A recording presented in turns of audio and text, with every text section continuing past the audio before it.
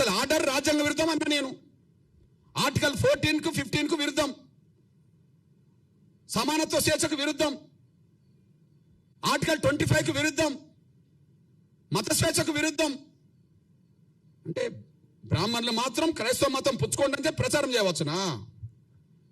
కాపులు, కమ్మోళ్ళు, రెడ్డోళ్ళు క్రైస్తవ మతం పుచ్చుకోండి, ఇందులో గొప్ప ధర్మం అంటే ప్రచారం చేయవచ్చునా? దశమ భాగం పేరుతో వాళ్ళు బాగా వెనుకేసుకోవచ్చునా? దళితులు మాత్రం మతం మార్చుకుంటే వాళ్ళు ఎస్సీలు కాకుండా పోతారా? బ్రాహ్మణులు అయినప్పుడు, క్రైస్తవ మతం పుచ్చుకున్న వాళ్ళు బ్రాహ్మణులుగానే ఉన్నప్పుడు వాళ్ళు ఓసీలు అయినప్పుడు, క్రైస్తవ మతం పుచ్చుకున్న వాళ్ళు కమ్మోళ్ళు అయినప్పుడు వాళ్ళు ఓసీలు అయినప్పుడు, కాపులు ఓసీలు అయినప్పుడు, ఓసీలు ఉన్నప్పుడు, రెడ్లు ఓసీలు ఉన్నప్పుడు వాళ్ళకి ఈడబ్ల్యూఎస్ రిజర్వేషన్ వర్తిస్తున్నాయి కదా,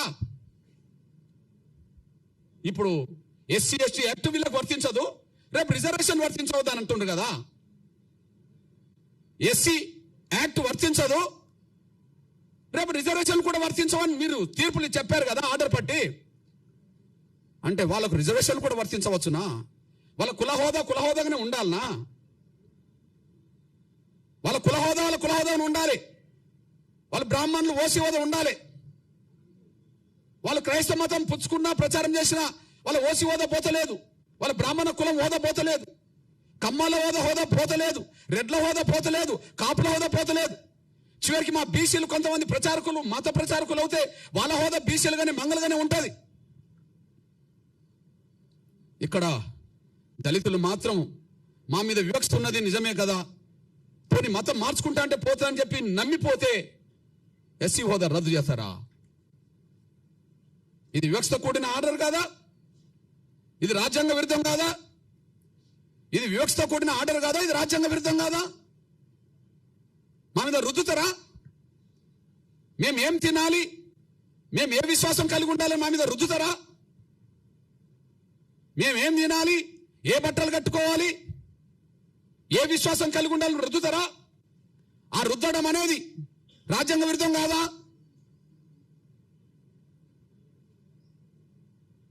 మత స్వేచ్ఛ లేదని, ఎవరు కూడా హిందూ ధర్మంలోనే ఉండాలని కుల వ్యవస్థ రద్దు చేసి ఆర్టికల్ 25 తొలగించండి, మాకు అభ్యంతరం లేదు. మత స్వేచ్ఛ వద్దు, అందరూ హిందువులుగానే ఉందాం, అందరూ సనాతన ధర్మాన్ని విశ్వసిద్దాం, అందరూ హిందువులుగానే ఉందాం, సనాతన ధర్మాన్ని విశ్వసిద్దాం, కుల వ్యవస్థ ఉండదు, కులాన్ని రద్దు చేస్తున్నామని చెప్పానండి. దాని ద్వారా మెజార్టీ ప్రజలు ఆర్టికల్ 25 ఉన్నా లేకపోయినా దాన్ని పట్టించుకోరు. మనకి ఇక్కడ అందరికీ స్వేచ్ఛ ఉంటే, అందరికీ గౌరవం ఉంటే, ఈ మత విశ్వాసాల్లో, హిందూ ధర్మంలో లేదా సనాతన ధర్మంలో ఏదో ఒక లోపం లేకపోతే, కుల వ్యవస్థను సమర్థించే వ్యవస్థ లేకపోతే ఇన్ని ఎందుకు వస్తాయి? మనం విస్తరించలేకుండా పోయినాం, కానీ వాళ్ళు విస్తరించుకుంటూ ఇక్కడికి వచ్చేశారు. ఆ విస్తరించేటప్పుడు అది కరెక్ట్ మంచిది అని చెప్పి ప్రచారం చేసింది అగ్రకులాల క్రైస్తవ ప్రచారకులే. వివక్ష గురైన వాడు పోతే మాత్రం వాని హక్కు రద్దు చేస్తారు. ఇది న్యాయం కాదు, ధర్మం కాదు. ఇది గాంధీ కుట్రలో భాగం. గాంధీ ప్రత్యక్షంగా ఉండి కమ్యూనల్ అవార్డు అమలు కాకుండా అడ్డుకున్నాడు. గాంధీ పరోక్షంగా ఆనాడు రాజ్యాంగ సభ చర్చల్లో దళిత క్రైస్తవులకు రిజర్వేషన్ అవసరం లేదు, మేము అందరూ సమానమే అని చెప్పి 4 క్రైస్తవ అగ్రకులాల క్రైస్తవ పెద్దలతో అలా రాయించుకున్నాడు. ఇది కుట్ర. నాటి నుంచి నేటి వరకు వివక్ష కొనసాగుతుంది. ఈ నేపథ్యంలో స్పష్టం చేస్తున్నాం. పోనీ అంబేద్కర్ అభిప్రాయం స్పష్టంగా ఉన్నది. అంబేద్కర్ విలువనిస్తుండ్రా? మేము అంబేద్కర్ను గౌరవిస్తామని మాట్లాడుతుండ్రు కదా,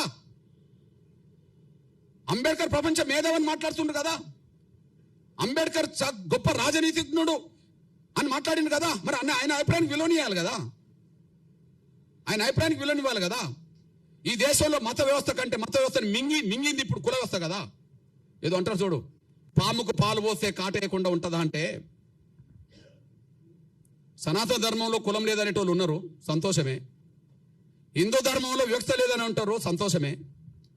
మరి సనాతన ధర్మానికి కులానికి సంబంధం లేనప్పుడు, హిందూ ధర్మంలో వివక్ష లేనప్పుడు కుల వ్యవస్థ మనకు అవసరమే లేదు కదా.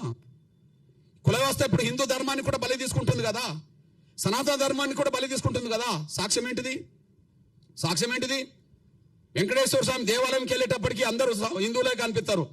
మరి వాళ్ళ సొంత ఊర్లోకి వచ్చినప్పుడు అక్కడ పోయిన వాళ్ళందరూ కలిసి ఒకరినొకరిని ఇచ్చిపుచ్చుకునే వాళ్ళు ఉండడానికి అవకాశం లేదు కదా. అయోధ్యకి వెళ్ళేటోళ్ళు అందరూ అక్కడ సమానంగా కనిపిస్తారు. కానీ రాముణ్ణి నమ్ముకున్న వాళ్ళందరూ ఈ దేశంలో అందరూ సమానంగా వాళ్ళ గ్రామాల్లో లేరు కదా. కృష్ణుని నమ్ముకునేటోళ్ళు ద్వారాకి వెళ్ళొస్తుంటారేమో, అక్కడికి వెళ్ళేటప్పుడు అందరూ సమానంగా దేవుడి కాడ కనిపిస్తారేమో. కానీ ఇళ్ళకి వచ్చినప్పటికీ వాళ్ళ మధ్యలో సమానత్వం లేదు కదా. అంటే రాముని నమ్ముకున్నా, కృష్ణుని నమ్ముకున్నా, క్రీస్తుని నమ్ముకున్నా, ఎవరిని నమ్ముకున్నా, వెంకటేశ్వర నమ్ముకున్నా, ఈ దేశ కుల వ్యవస్థ విశ్వాసాల కంటే ఈ యొక్క కుల వ్యవస్థే శాసిస్తున్నది కదా. మరి ఈ దేశంలో సమానత్వం గురించి క్రైస్తవ సమాజం ప్రచారం చేయవచ్చు, కానీ కుల వ్యవస్థ అధిగమించిందా లేదా దాన్ని? ప్రపంచంలో ఎక్కడ కుల వ్యవస్థ లేదు కాబట్టి క్రైస్తవం అంతా సమానత్వంగానే ఉంటది. ప్రపంచంలో ఎక్కడ కూడా ఇస్లాం సమానత్వాన్ని బోధించింది కాబట్టి అక్కడ కుల వ్యవస్థ లేదు కాబట్టి ఉంటది. కానీ ఇక్కడ ఉన్నది కదా. మరి ఇక్కడ ఉండకపోతే బీసీ రిజర్వేషన్లో ముస్లింలు వచ్చారు కదా, ఏ గ్రూపులో ఉన్నారు కదా, బి గ్రూపులు ఉన్నారు కదా. అంటే సామాజిక వ్యవస్థ ఇక్కడ పడ్డది కదా. అంటే ఈ దేశంలో హిందూ విశ్వాసంలో ఉన్న కుల వ్యవస్థ ఉండడం వల్ల వివక్ష కొనసాగుతుంది. సిక్కు ధర్మం ఉన్నా కొనసాగుతుంది, బౌద్ధ ధర్మం ఉన్నా కొనసాగుతుంది, క్రైస్తవ ధర్మం ఉన్నా కొనసాగుతుంది. కుల వ్యవస్థ ప్రభావం ఇస్లాం మతం కూడా ఇక్కడ పడుతుంది. నేను ఒక మాట చెప్తున్నదంటే, ఈ దేశంలో కుల వ్యవస్థ ఉన్నంత వరకు ఎన్ని గొప్ప మతాలు ఇక్కడికి వచ్చినా, ఎన్ని గొప్ప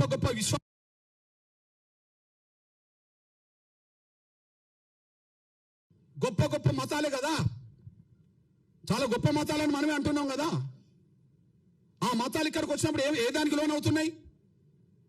క్రైస్తవ మతం గొప్పదే, సమానత్వం ప్రదర్శించింది.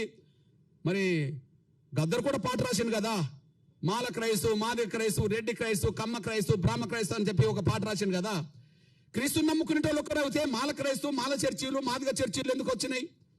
కమ్మోల చర్చీలు, రెడ్డోల చర్చీలు ఎందుకు వచ్చినాయి?